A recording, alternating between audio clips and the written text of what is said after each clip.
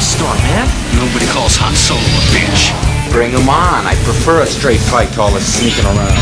I don't know where you get your delusions, laser brain. Oh, come on, bro. It's the wars. Since we are in the middle of the award season, it only makes sense that we look at the potential snubs that Star Wars is going to get. This is The Wars and More. I'm Joe. Of course, with me is my good buddy Doug. Hey, Doug, how you doing this week? I love your optimistic outlook here, Joe. I'm doing okay. How are you? I say it in jest. I know. Hey, I get it though, because this, as a Star Wars fan, we're used to this kind of thing. You know, it's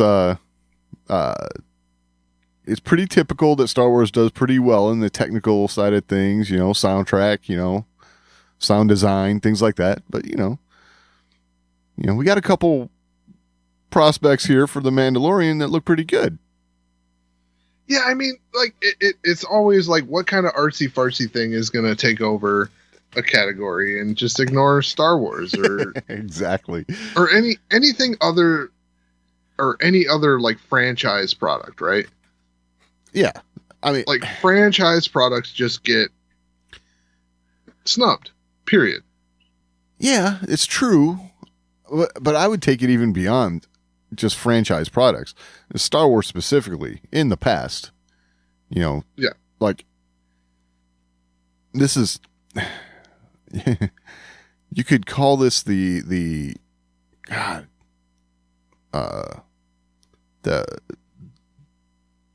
epic tale of our times kind of thing, right? This is, you know, the Iliad of our era. Mm-hmm. And, you know, with a fan base that recognizes it as such, yet all the,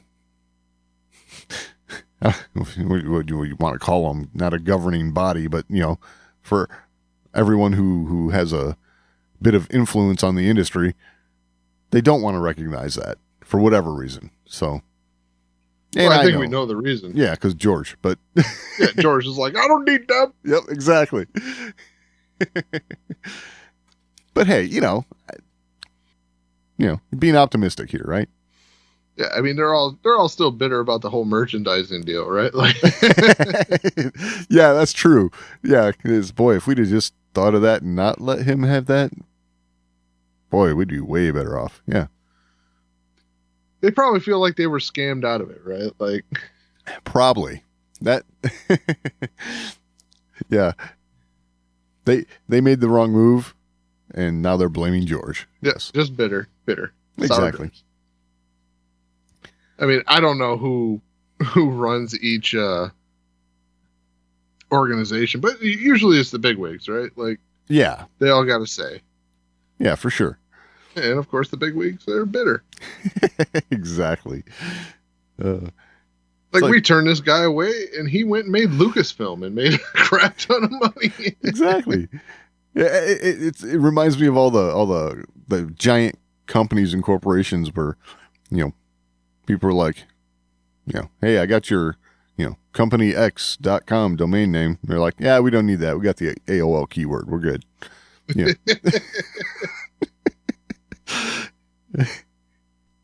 Yeah, and then, if you want to buy it back. Exactly. It's kind of... It's extortion, I tell you. Right. Yeah. Didn't you say that was worthless? Right. That's right. AOL keywords. That's funny. Hey, you know. Dating ourselves right there. No, dating me. That's... I mean, I was there too. Oh, I was there for AOL. I know, but, you know. I mean, I was young, sure. Okay. I was an Junior adult. high, I think, something like that. I mean, I know you had a job and everything, but yeah, this is true. All right. Anyway, yeah. We don't need to talk about how old Doug is. Yeah. Thanks. So, anywho, award season. Yeah. Well, The Mandalorian. It's no surprise that award season, we're going to talk about The Mandalorian. Absolutely. We think it's great, but does everybody else? Well, it's good enough to have been nominated, right? Yes. So it has been nominated for Best TV Series Drama for the Golden Globes. So Okay. it's up against The Crown, Okay. Lovecraft Country, Ozark, and Ratchet. So, yeah, I got to be honest, I haven't seen any of those other things. So, Well, given what I'm with you, I haven't seen those other things.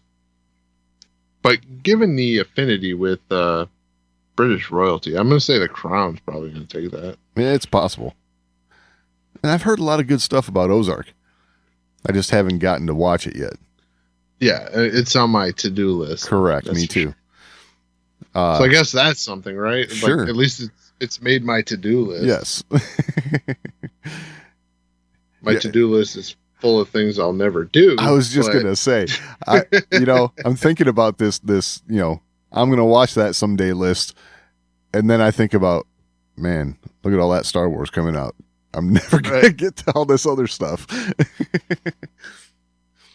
But And not only that, it's like, man, look at all that Star Wars I got to rewatch.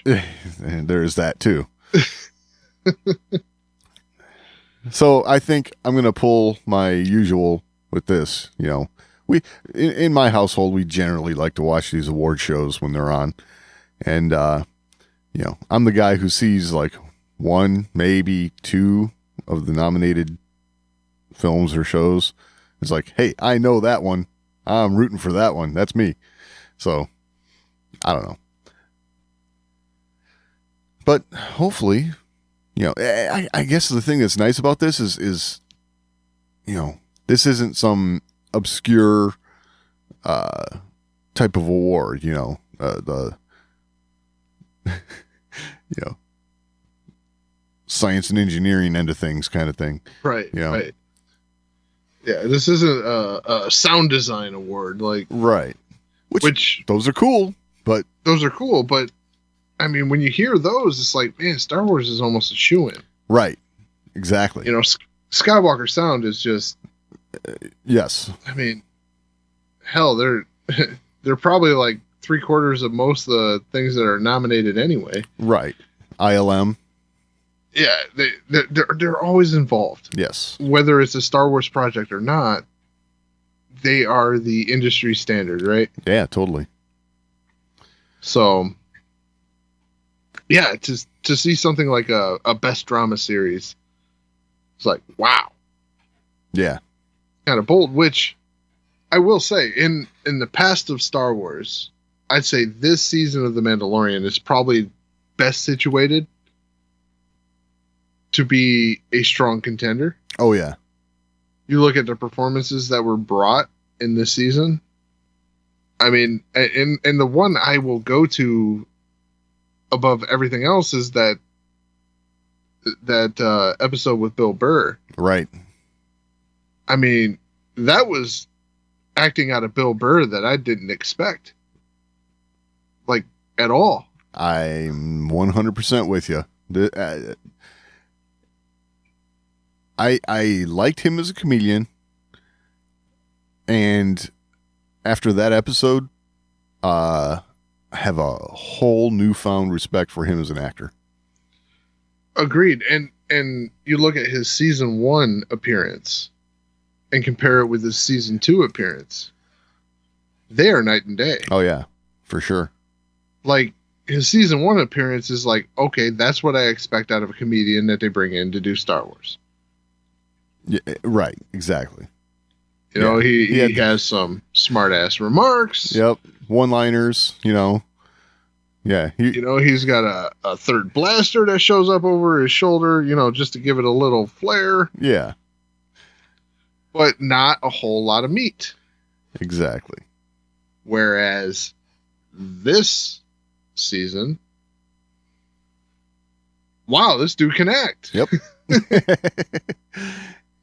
Absolutely. I mean, that was a spectacular performance, and that's just one of the many spectacular performances in this season. Yeah. You know, they brought Rosario Dawson. That was one that when they announced, they didn't even announce it. They just kind of sprung it on us, but Right. the rumors is how we knew. Exactly. But with the rumors, it was like, okay, this makes sense. This is going to be good. Rosario Dawson can act. She's fantastic. She can play a part. Yep. You know, as far as a character actor, she's one of the best they could bring in to do that. Yep. So, yeah, this season is probably, well, this show is probably on the strongest footing that Star Wars has ever been in a category like this. Right. Which is, you know, it's nice to see. And so moving to the next part of this, I guess, is it's almost like the same category. Yep. For the Writers Guild of America, The Mandalorian is nominated for Best Drama Series. So, in this award, they're up against Better Call Saul, The Boys, The Crown, and Ozark. So, you know, a lot of the same usual suspects here, but yeah, so the one that stands out to me here as competition yeah. is Better Call Saul. Yeah, and this one, yeah. Yeah, this is a series that has been, you know, critically acclaimed, right? Absolutely. It's one that, like, okay, if they lose to Better Call Saul in this award show, Right. I wouldn't be that upset. This is a series that has been just, you know, bringing in the accolades. Right. Yeah, for sure. And again, one of those ones that's on my I'll get to that someday list. You know. Mainly because of these award shows. Right. Award shows and just people who do watch it are you know, they keep telling me I need to watch it, but it's like, you know, I got too much Star Wars to watch. Right. Well, the thing that moves this up my list is Giancarlo Esposito. Oh, true. Yes. I mean, I love that guy. Yeah. Yeah, absolutely. So that moved it up my list. I will probably see Better Call Saul before I'll see the Ozark. Right. Or Ozark. Yeah. Definitely before I see The Crown. So. Yeah, for sure. I don't know. Here's the hoping that the Mandalorian does well. I mean, I think we're starting to see Star Wars, you know, gain a firmer foothold here into some of these more mainstream categories, and I like seeing it. Yeah, and like I said a little earlier, I feel like they are on they have the strongest footing that they've had in a long time. Yeah, especially from a TV standpoint, because I mean there hasn't been a ton of TV. Right, and I say that, you know, with the quotation fingers, TV. Right. Because what is TV anymore? Yeah, that's all a little messy to begin with, isn't it? It's really messy. I mean, how many of these are actual TV? Well, none of these are like network station shows. So yeah, that was my point. Yeah. Yeah, and I'm looking at it's like yeah, they're all streaming service. Well, 3 out of the 5 here in the Writers Guild categories are, and Ozark and Better Call Saul are cable channels. Really? Because Yeah. I have Ozark listed as Netflix. Oh, maybe it is. I'm sorry. Yeah. Yeah. Better Call The Saul. Boys is Amazon Prime. The only one that is you're Better right. Call Saul, which is AMC. Yep, you're right. Yep. Yeah. So everything we've talked about there, the only one that is running on cable is Better Call Saul. Right. And isn't it funny? All of the best drama series are now not on major networks. Yeah. That's pissing someone off. Yeah, I'm sure. I mean, but you look through a lot of these categories, even looking at a lot of the other ones, it's like HBO, like not even HBO, it's HBO Max. Right. You know, it's Apple TV, it's Hulu. These are taking over. Oh, there's no doubt there. You know, there's the occasional Showtime that shows up, or right. But as far as like network television, you know, like over the air type stuff, yeah, you don't get that until you get to The Simpsons and animation. Right. It's really wild the moves that the move that has been made here. Streaming's taken over. Yeah. I mean, not surprising based on what we've seen over the last few years, but pretty wild at how hard it's really taken a foothold. Yeah. All right. Video games. Oh, yeah. Video games. Video games have been a hot topic here lately. Yeah, lately. I like it.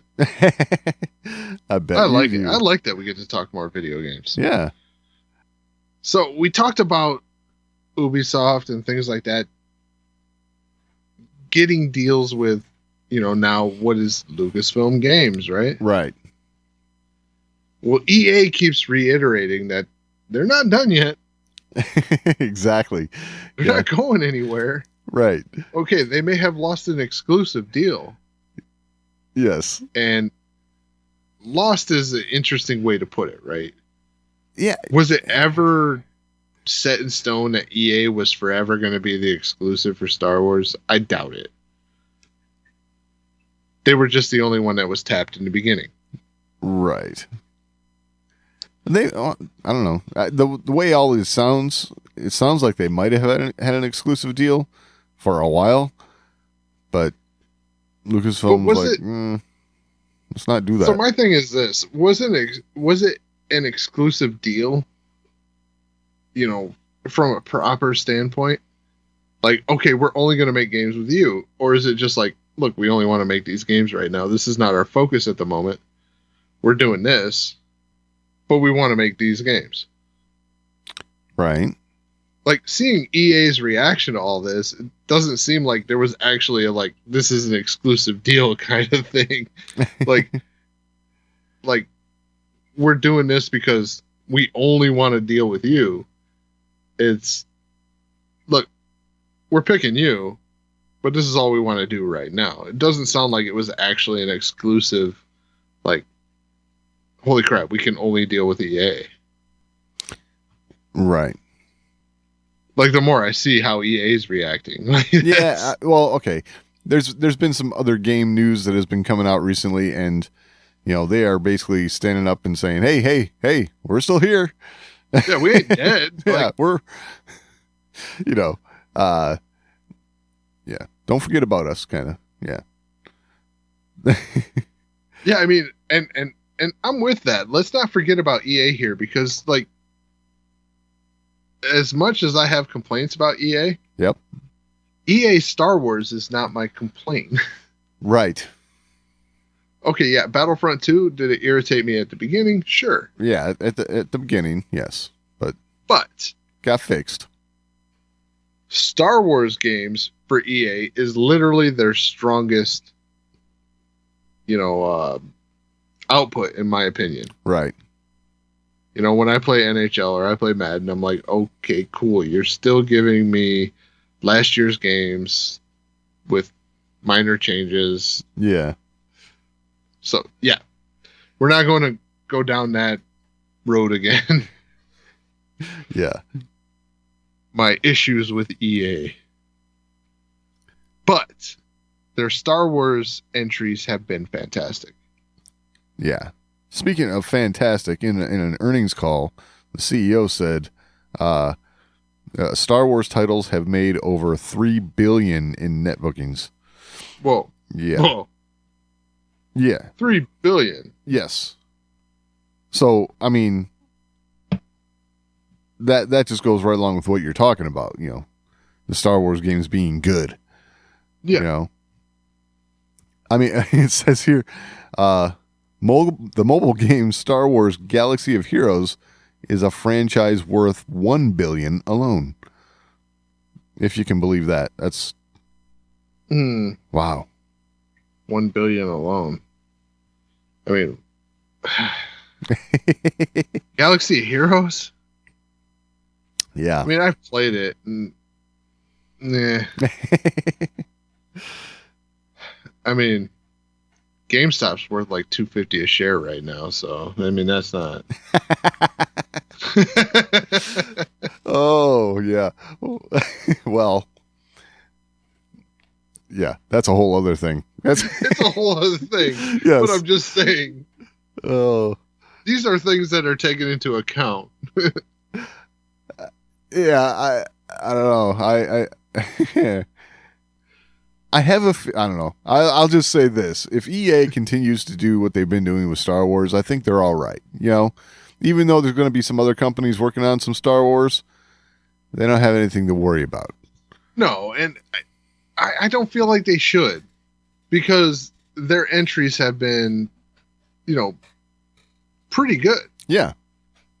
EA is not losing business from Lucasfilm Games here because they haven't put out a good product, or they, yeah, okay. Has there been missteps? Sure. That open world project that kind of dissolved, right? Yeah. Sure. There's missteps along the way, but their entries that have made it, out in the wild have been pretty good. Yeah. And received pretty well. Battlefront 2 had a rocky start. We've talked about that time and time again. Right. But it leveled out and ended up being a really fantastic game. Yeah. Battlefront 2, for all the complaints I had in the beginning, it ended up being a fantastic product. Right. Yeah, And I enjoyed if they it. continued that into another, I would not be mad. Exactly. Yeah, so, yeah, we talked about... Jedi Fallen Order? Yes. Best Jedi Fallen Order, I mean, this is one of the best Star Wars games since The Force Unleashed. Right. And it was in that kind of vein. Fantastic product. So EA's not getting snubbed. Right. By Lucasfilm Games looking to Ubisoft, things like that. I think they're looking to pump out more game products. That's what the deal is here. Yeah. And EA has their hands in so much stuff that they can't meet the demand. I would say the demand for Star Wars games is pretty high. Oh, I would agree. I mean, the whole, I don't know, the whole, the whole fan base, they love this stuff. They want to immerse themselves in it all they can. Mm-hmm.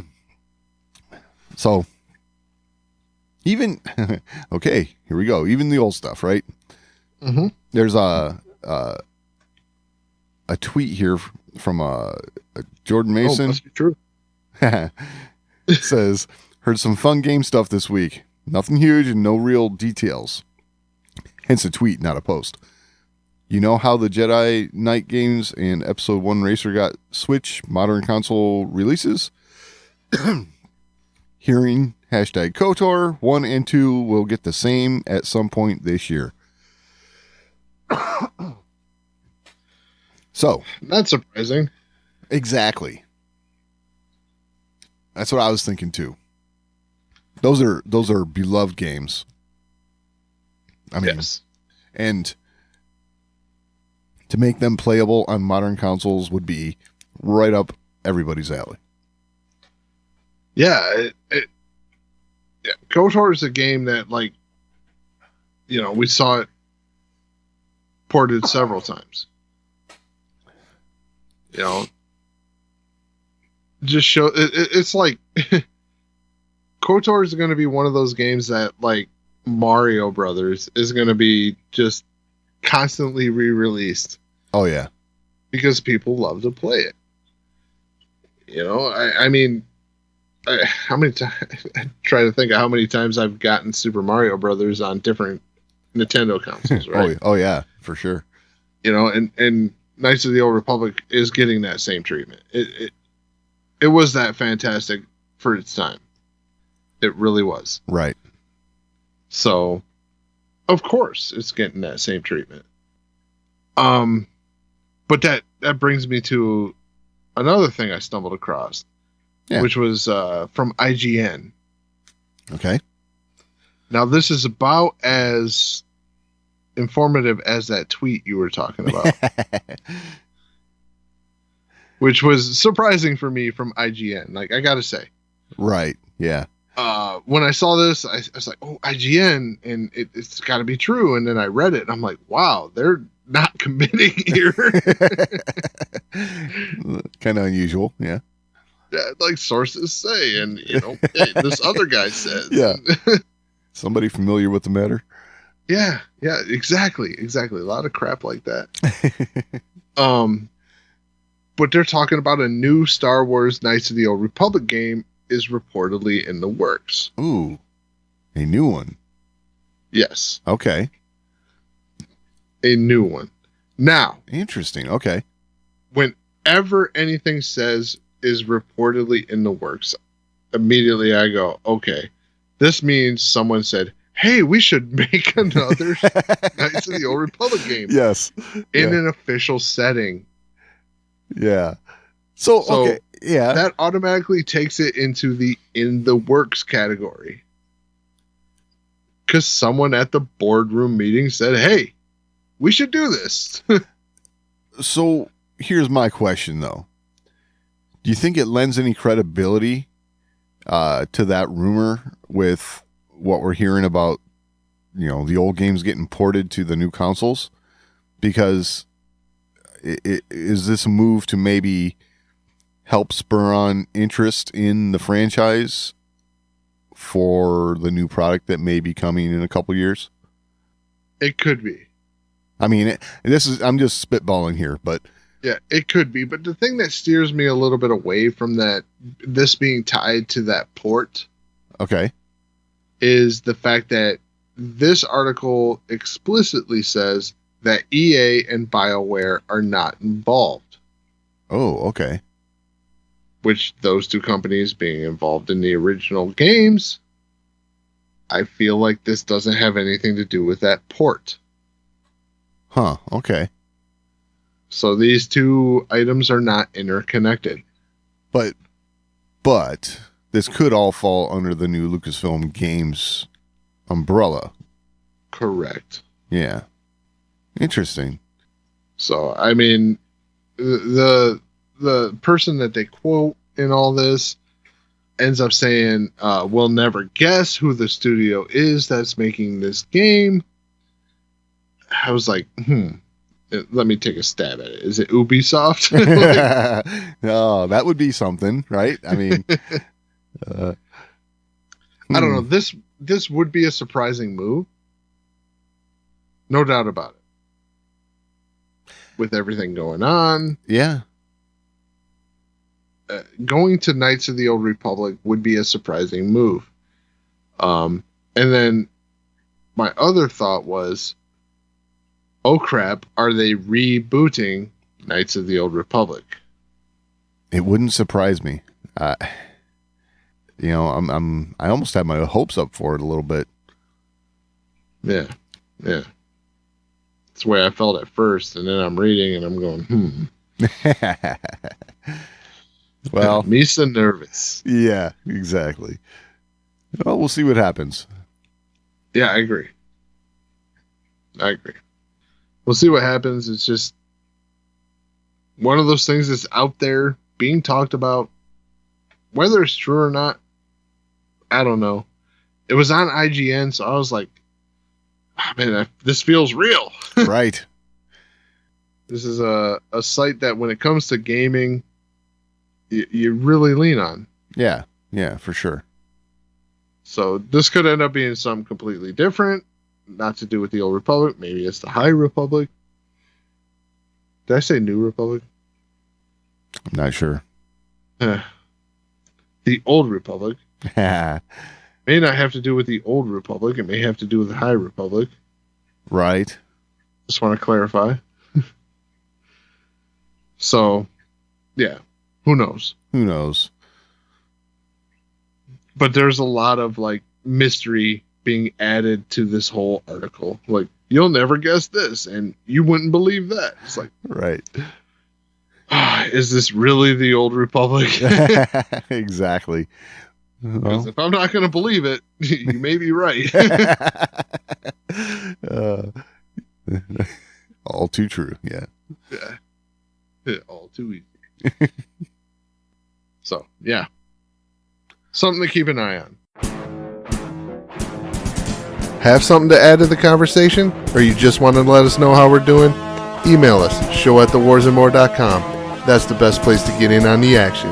But if social media is a little more to your liking, @TheWarsAndMore on Twitter is always a good place to interact with us. And we're also on Facebook, facebook.com/TheWarsAndMore.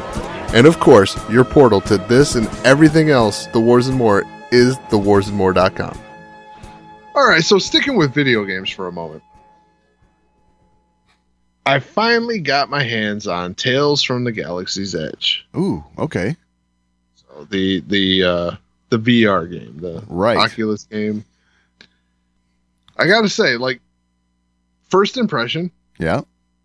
I haven't gotten very far into it. I've really only played about 45 minutes to an hour, something like that. Okay. I gotta say, it sometimes feels like the way they did Vader Immortal. Okay. But the one thing that I was super excited about was the blaster play, right? Like, oh yeah, remember you talking about that? We're gonna go from lightsaber to blaster, right? Well, the blaster play feels a little clunky at times. How so? How so? Like, I feel like I'm shooting at them, and I miss. Oh, okay. The positioning in order to get into a good shot to engage in a blaster battle is hard at times. Now, that being said, I feel like this game would play really, really well if you had an exceptional amount of space to play in. Okay. I, for one, don't have an exceptional amount of space to play in. Gotcha. I have a decent amount of space. Sure. But not what this game would play best at, in my opinion. If I could, run around a little bit, and I use run as like an exaggeration, but sure. If I had more space to, move and duck and things like that, it would be better for sure. They do have a sit down mode. I don't know how that works. Yeah, I mean, what would you be able to do in sit down mode? So they do have a free moving mode, which I haven't really, gotten too far into that. Okay. I'm using the port mode, which you get to like teleport forward a little bit. Okay. This is mostly because I'm standing, and in my experience in VR, a lot of these free roam modes, they do tend to make me nauseous. Ah, I see. The speed in which they choose to use free roam doesn't usually work with me. I haven't given this one a chance. So maybe that's a move I need to make and give that a chance. But that being said, still, I don't know if it's really going to be that much of an improvement. Gotcha. So that, in my opinion, the game's beautiful. The environment, it's all very similar to Vader Immortal, which I had nothing but great things to say about. Right. But they give you a little more space to play, which normally would be a good thing. In this one, I'm feeling like it's a little bit of a bad thing. Well, okay. Just because of the way the game is set up. Right.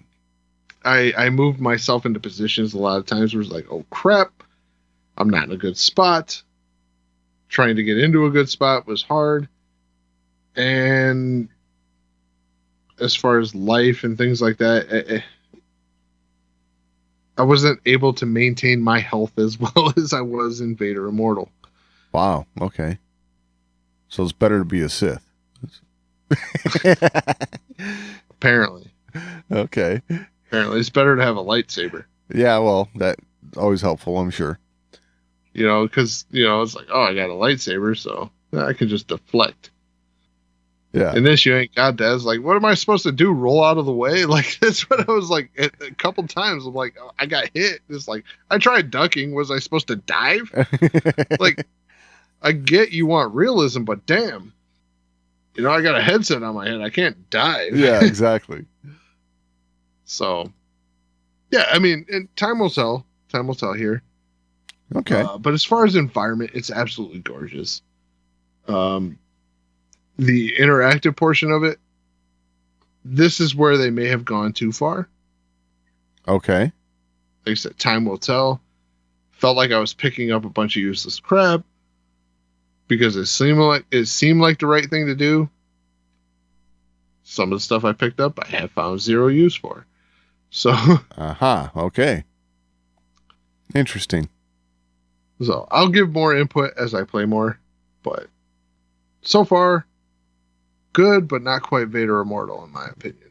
Okay. Vader Immortal let me really immerse myself in the story. Right, and that's important. Yeah. That's important in Star Wars. This one seems to really want me to immerse myself in the gameplay. Okay. And let me lose track of the story. Yeah. Because I don't quite know where I'm at. Because it's just, it's so focused on the gameplay that's not letting me absorb. Right. So. Okay. Yeah. Initial thoughts, just figured I'd share because I finally got around to it. And it worth checking out, in my opinion. If you like Star Wars, it's definitely worth picking up. Okay. But it's not the same magic that Vader Immortal had, and that was my main point so far. It could get better. All right. But my opinion is it's probably going to get harder.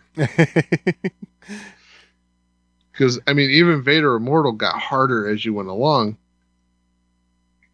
but it never got hard enough to where you were like sacrificing story for gameplay. It seemed like that was the point of Vader Immortal, was the story. Right. Whereas this one, it seems like gameplay is the focus, stories secondary.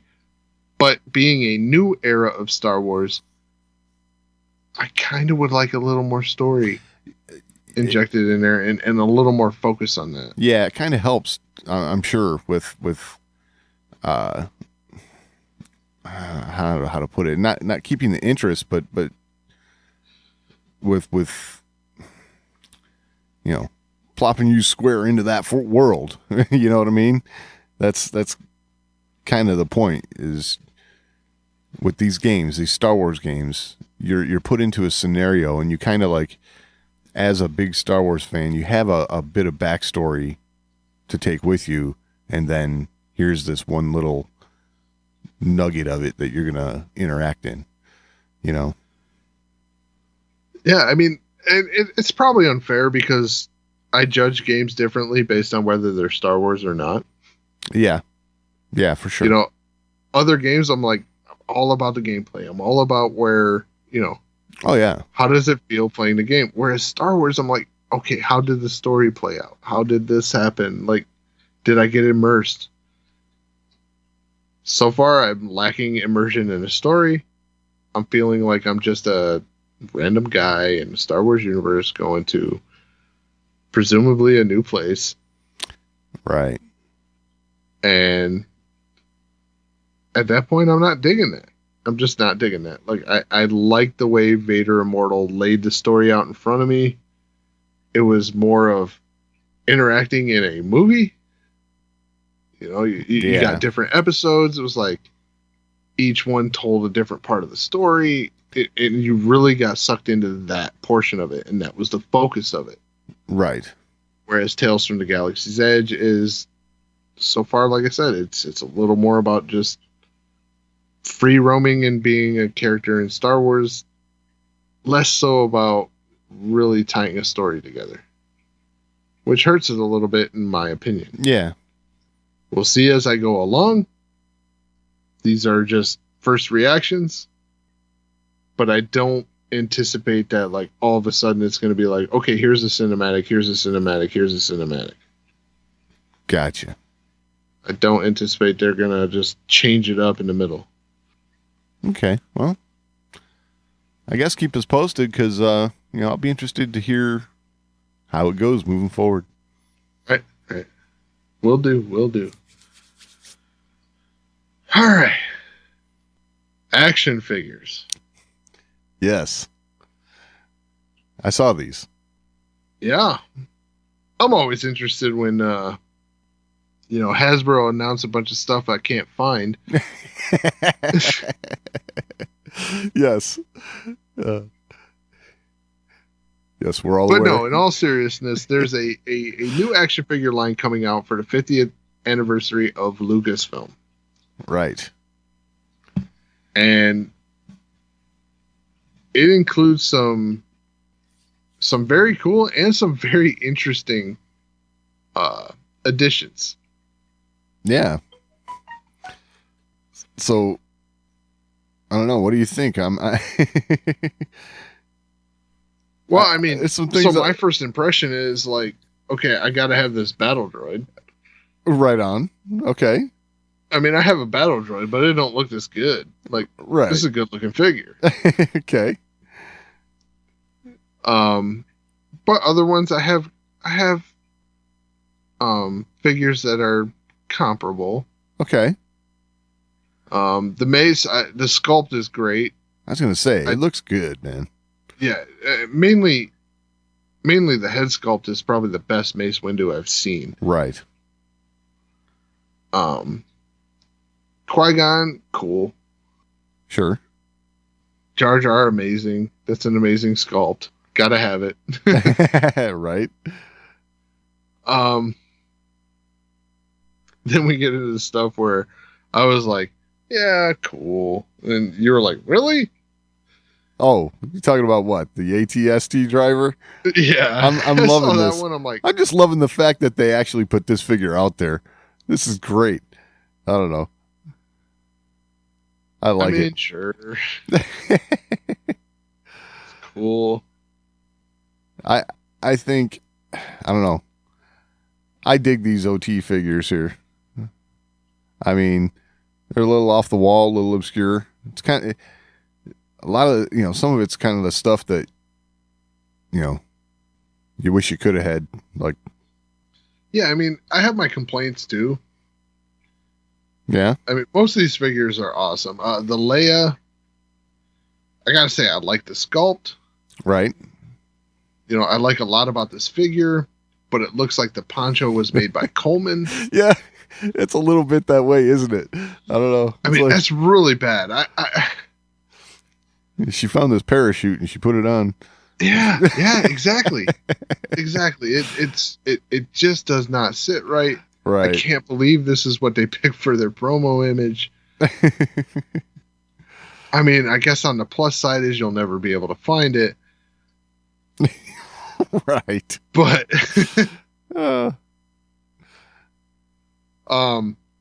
this Ahsoka Tano, I mean, this is one I gotta have. This is a really cool looking figure, I will say. I mean, the fact that it's got the vintage collection tag on it is amazing to me, because this is probably one of the best Ahsoka sculpts I've seen. Right.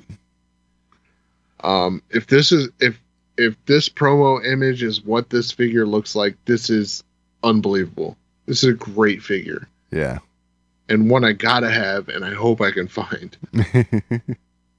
I'm sure I'm gonna end up getting it for double the price later on. Oh yeah, that's how it goes, man. But I honestly would say this is one that I don't mind that.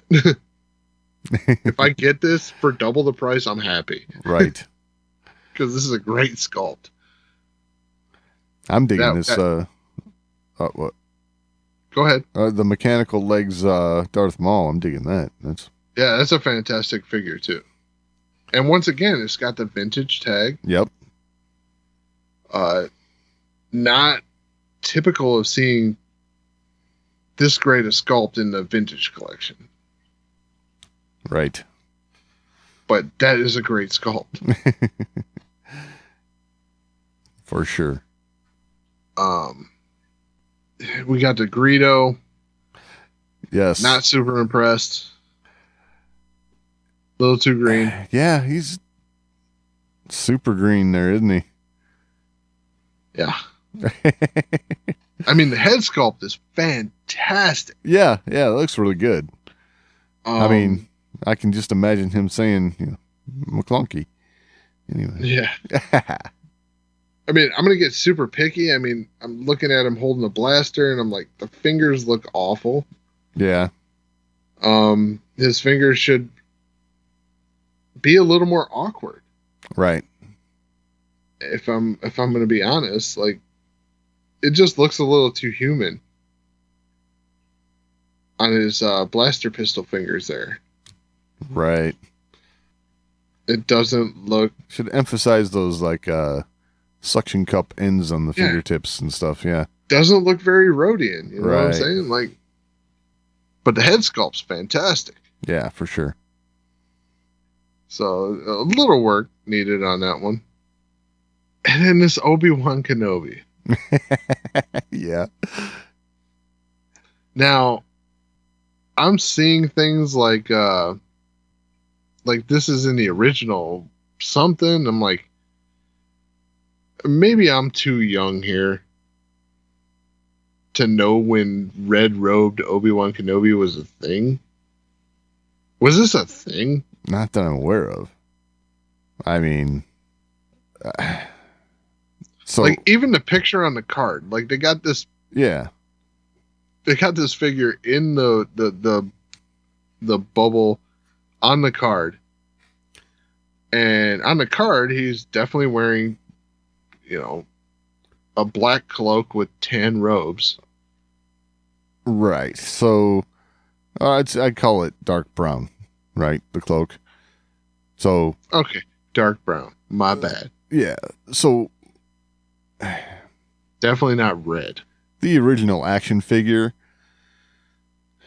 was a lot closer to the color scheme of this figure, but it was actually more brown than red. I will say that. But it was a lot lighter than what you see on the card, the picture on the card. Mm-hmm. And, that the color scheme was definitely more subdued in the original figure. And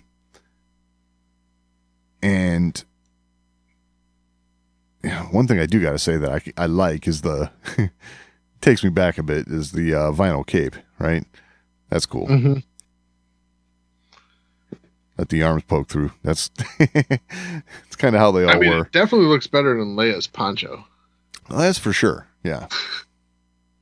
That poncho's awful. It is.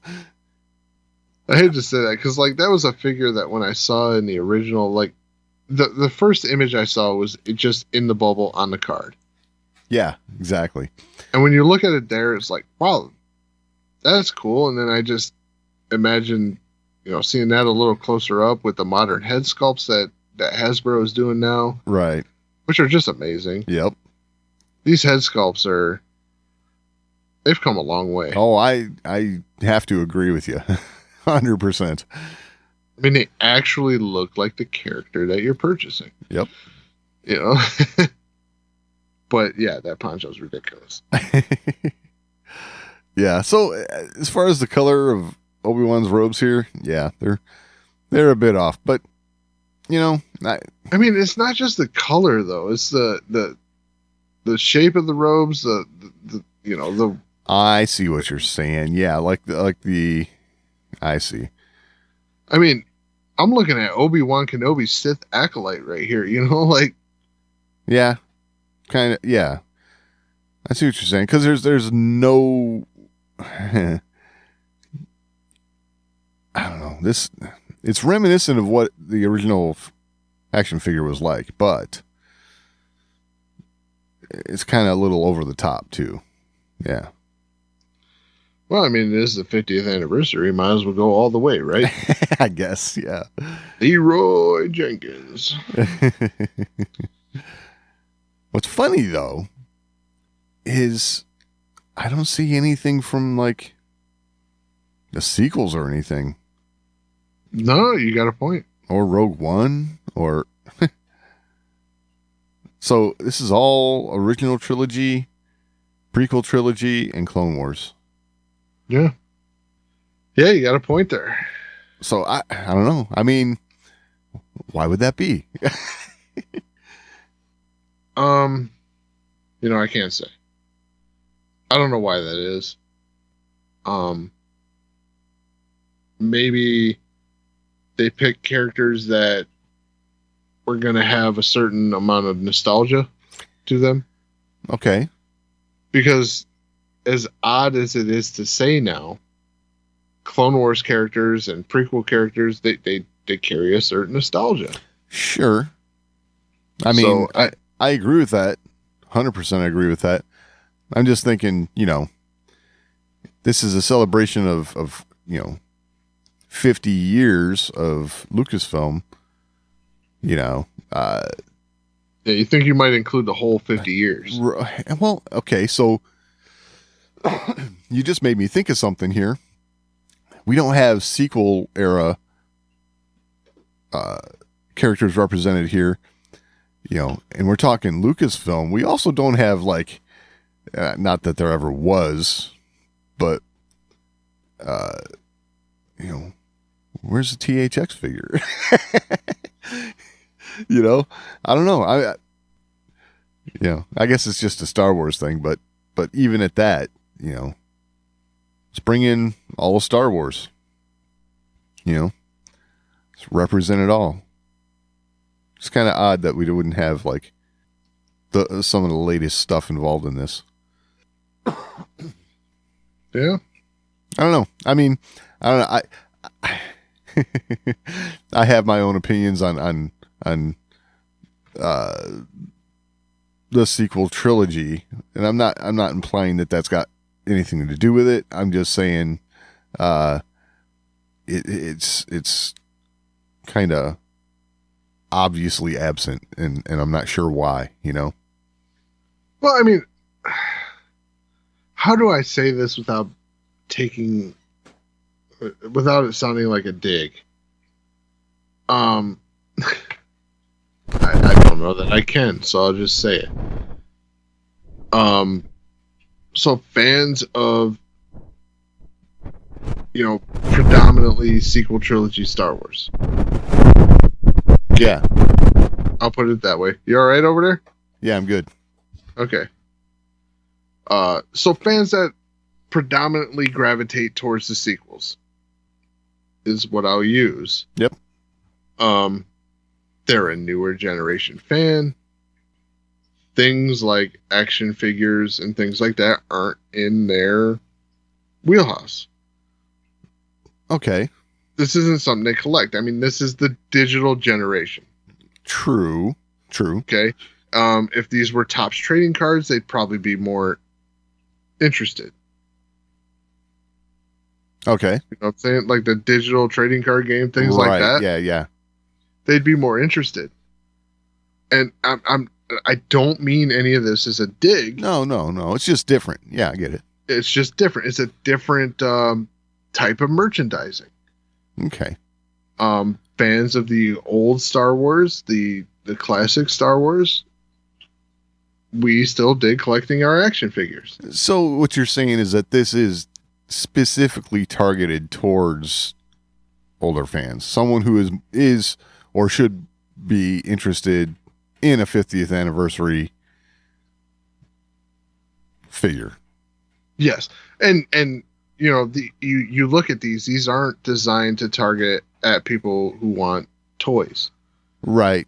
Right. Because we're making it clear that these things look good would make great display models. Yeah, for sure. Yeah, these are definitely targeted at collectors. Yeah.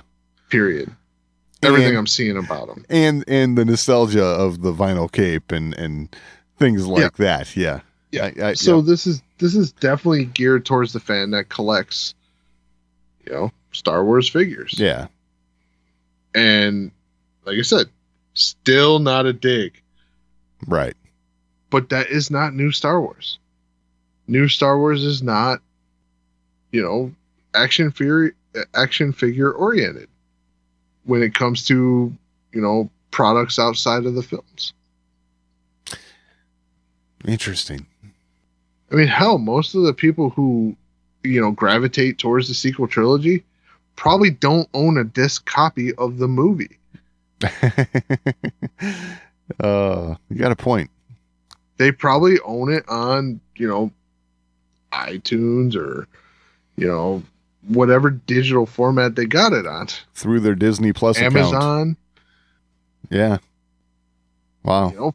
Physical products is not the focus there. Right. And for someone like me, that is a hard thing to wrap my head around. Oh, I get it. I just feel like, if you don't have a copy in your hands, then you don't own it. It's kind of, I don't know. It's just kind of how I feel about it. But I know it's an old school way of looking at things, but man. Well, I mean, on days where since I have cable internet, when my cable goes down, I don't have cable TV, I don't have internet.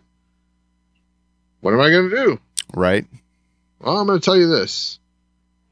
My first choice is probably to put in a Star Wars movie. Heck yeah. And I can't do that if all I have is a digital copy. Yeah. Wow. I don't need to see the spinning icon that says authenticating. Right. But hey, you don't have Wi-Fi, I guess, so we can't authenticate.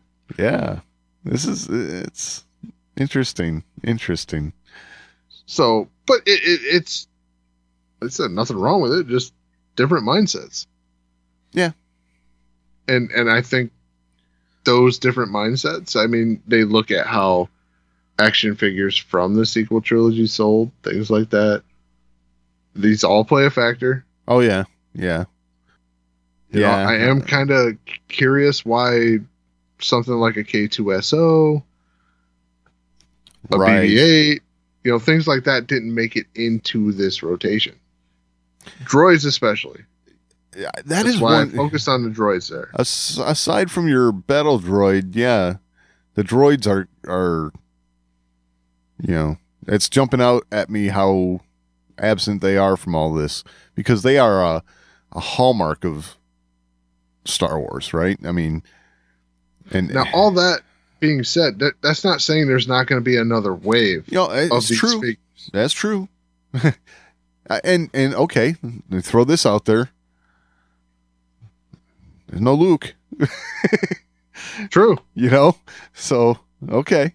And I think that leans towards another wave. Yeah, that would make sense. I'm really hoping for a Return of the Jedi Luke that looks fantastic. Oh, that would be awesome. Yeah, really want a Return of the Jedi Luke that looks really, really good. If they can make it look half as good as this Ahsoka figure, I'm going to keep going back to that. Oh, yeah. That's a good figure. Yes, it is. I mean, it looks like it's jumping right out of animation. Oh, yeah, for sure. It's just so fantastic. Probably where the strength comes from. It's an animated character. Going to a figure should be great, right? Yeah. Oh, and they proved that right here, because, man, that looks great. Exactly. Really want that figure.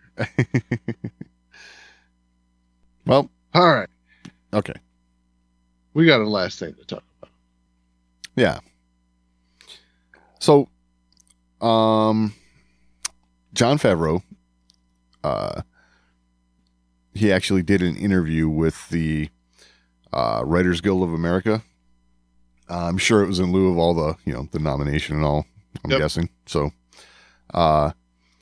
we might give you an award. What do you got to say? yeah, right. So they asked him some stuff, and the way he answers things, kind of,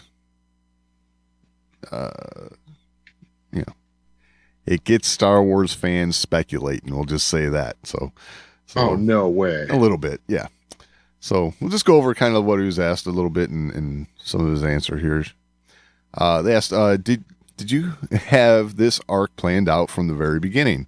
Specifically, was the appearance of Luke Skywalker, revealing that the story was essentially a few years after Return of the Jedi, always a set idea from the jump, or something that you arrived on after working with the material? His response was, no, the story unfolded as I wrote it. The Mandalorian inherits a great deal from existing Star Wars stories, and when I write, the context is always a consideration. It became clear that within the established continuity, certain things were likely to transpire. So they ask, are you concerned, having placed the story right in the midst of the saga, with the latest films having revealed Skywalker's future, that you're at all penned in narratively? And he responds with, we have a tremendous amount of freedom afforded to us because of the gap in time between the films. Dave Filoni and I are in constant discussion regarding how each story choice is impacted by and would impact existing Star Wars material. He goes on. Also, what could happen in the 30 years between celebrating the defeat of the Empire and then the First Order? You come in on episode 7. The First Order are not just starting out. They're pretty far along. So somehow things weren't necessarily managed as well as they could have been if the galaxy ended up in hot water again like that. So, okay, that seems to have sparked a little discussion about how, the Mandalorian might run right into sequel era. So, I mean, that makes sense. Maybe, maybe not. At least into the early days. Sure. I think already we've seen a little bit of the early stages of what we end up seeing in like episode 9. With the cloning and all that. So sure. There's seeds planted. I don't necessarily think that they're going to get involved in, the full on construction of the First Order necessarily. Oh, no. There may be hints at it. Right. It may be alluded to that that's going on. Exactly. Yeah. But this is not going to give you the origin of the First Order. There's no way. Right. Something that I think Favreau and Filoni have the ability to do well would be the same sort of thing that George and Filoni were doing with the Clone Wars. There was the arc that all we got was the animatics of. Was it the Crystal Crisis on Utapau thing? Yep. Right?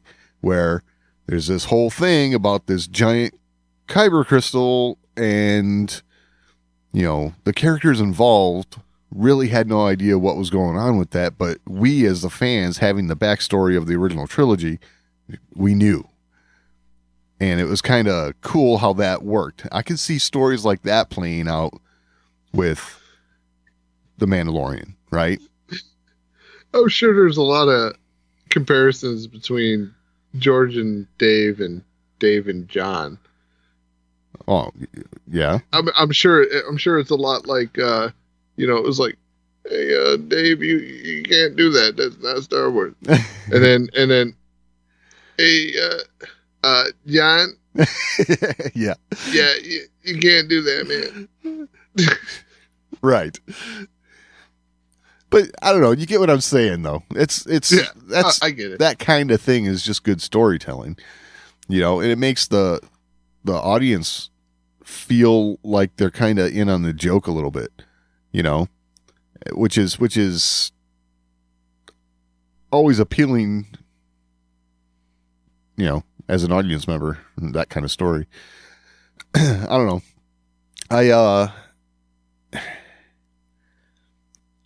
I do say I could see Favreau going somewhere with some of our original trilogy characters moving forward. Even if it's not, I'm not saying that we're going to get like a Luke Skywalker series, but maybe we have run-ins like we had in, the last episode of the second season. I could even see it being with, Han and Leia, Let's just look at it from this perspective. If you think fans are going to let Grogu walk away like that, you're insane. Oh yeah.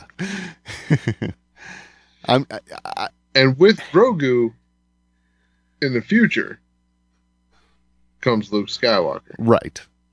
Yes. So without a doubt, there will be at least limited interaction. Right. These are characters you will see again. And okay, so here's another thing to think about. Not that it ever transpired on screen a whole bunch other than Boba Fett,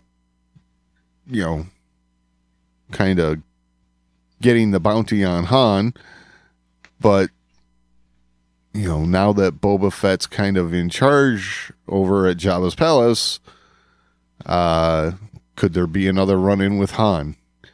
I mean, they could even play that out, in the new Book of Boba Fett series with Alden and Jonas. I mean, why not? I mean, it's a little late for them. Yeah, but I mean, I don't really see Alden playing post Return of the Jedi Han Solo. Okay, but that's, okay. No, I don't see it. Doesn't mean it can't happen and it can't be great. You're right. I didn't see Heath Ledger playing Joker. I mean, it's just... No, you're right, because you'll be kind of like mixing up the timeline and kind of, I get it. But hey, if he does it and brings it, I can forgive a lot of stuff. Well, I'm not all about how it looks, Right. But I mean, if they execute the story, you can ignore that. Exactly. That's kind of what I'm. It's fantasy, right? It just has to be believable enough. I guess what I'm really getting at here is that we might get peeks into our core characters from time to time to fill in the gaps a little bit between Return of the Jedi and The Force Awakens, which really interests me, because we got a lot of Star Wars coming our way, and I would love to see some of that filled in. I don't need to see them every week, right?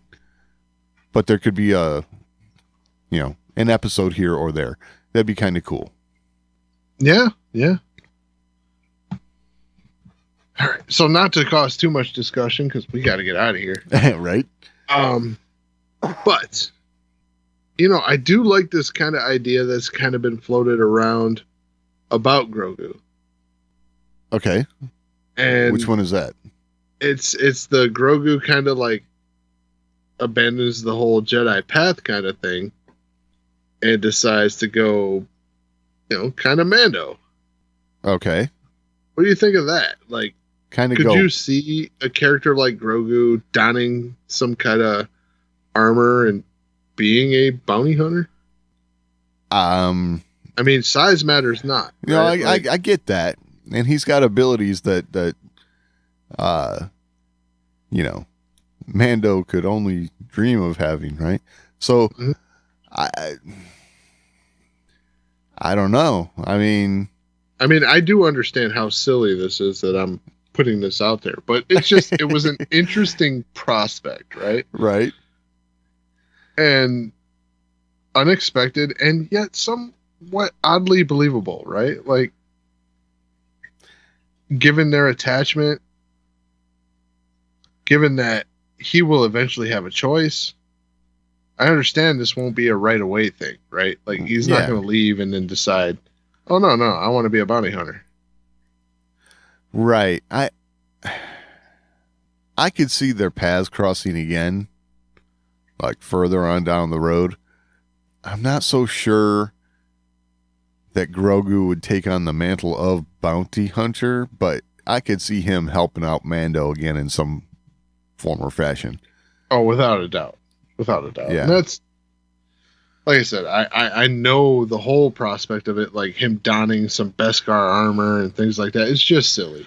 The interesting But- part of where I was going with this is that after some time with Luke Skywalker, I think Grogu could have a whole lot better handle on the Force. I mean, he's doing pretty darn good for a kid his age, but you know, with even more training and 50. guidance, hey, you know, kid his age. Yeah. But you know what I'm saying, right? It's Oh yeah.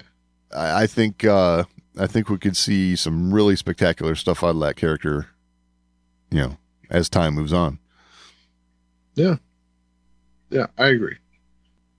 I wouldn't be surprised if, just his armor of choice ended up being something similar to a Mandalorian. Okay, so I will just say this much for my opinion. If he wore some sort of armor, I just have a hard time with the helmet. I mean, is it going to be? I mean, is he going to have like spots for his ears, or he's going to tuck those things back and put the helmet on, or what? I mean, I really hope so. I really hope there's spots for the ears. I don't know if I'd be able to like handle that, man. Really? Yeah. I really kind of like the ridiculousness behind that. Oh, Like, wow.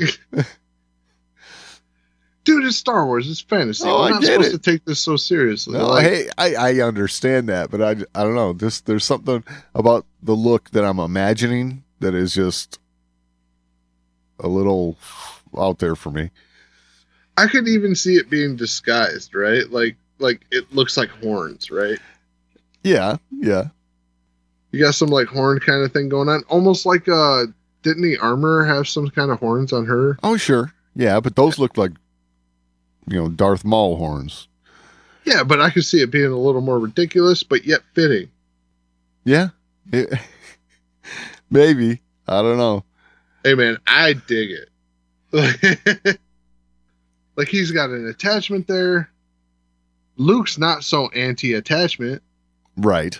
Yeah. so he's gonna be cool with it. Like, oh hey man, embrace it, right? Yeah, sure. You know, love is the way, right? Like, Yeah. Go get your Mando on. Yeah. yeah. Like I met the dude; he was pretty cool. Yeah. Right. Like, he seemed like a nice guy. Oh, I don't know, man.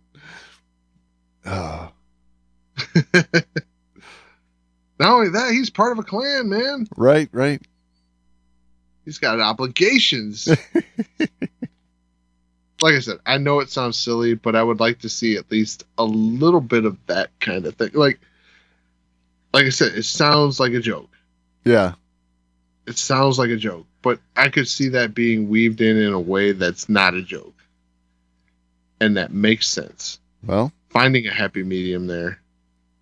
Because I feel like Mando's going to play Din's going to play an important part in his future development.